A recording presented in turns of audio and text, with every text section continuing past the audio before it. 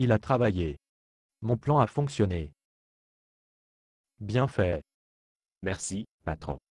Jésus a cessé de parler au milieu d'une phrase, quand il a vu que personne ne l'écoutait.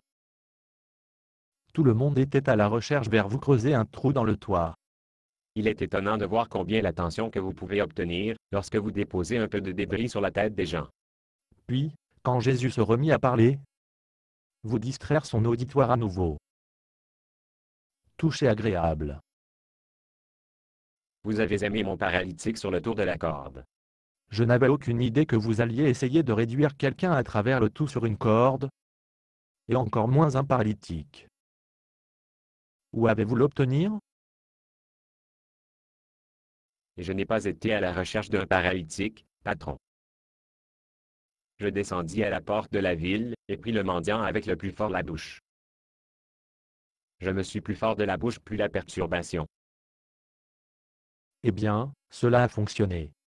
Il n'a pas de travail, patron. Que voulez-vous dire cela n'a pas fonctionné? Il n'a pas fini de la parabole, qu'il a fait? Non, mais Jésus vient d'offrir à pardonner le mendiant. Pardonnez-lui. Vite. Retour vers le haut sur le toit et baisse, un peu plus de débris sur la foule. Allez. Nous avons besoin de gagner du temps. Vous revenir en arrière et demander à Jésus de qui il pense qu'il est de pardonner les péchés. Rappelez-lui que Dieu seul peut pardonner les péchés. Je suis droit sur elle, patron. Oh, que Jésus est un sournois. Je lui donne des citrons, il fait la limonade.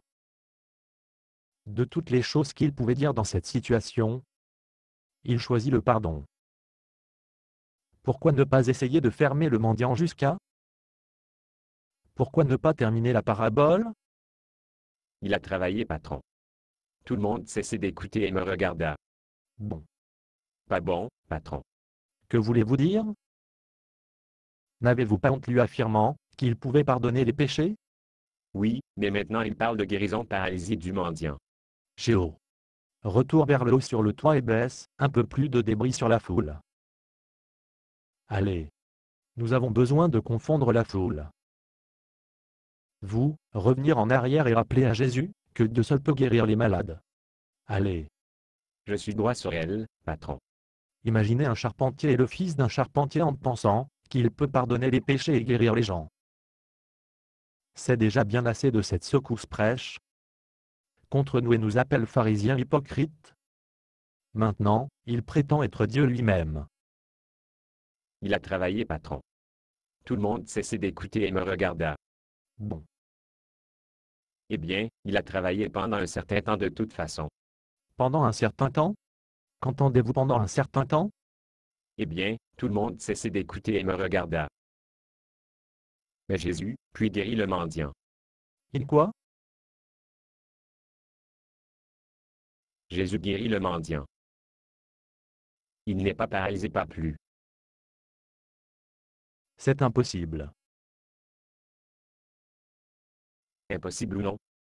Jésus dit, je vous le dis, lève-toi, prends ton brancard et rentre chez toi. Puis, le mendiant se leva, prit son grabat et il marchait à la porte d'entrée. C'est impossible. Personne ne peut guérir un paralytique, sauf Dieu lui-même. C'est ce que l'autre dit. Quel autre type?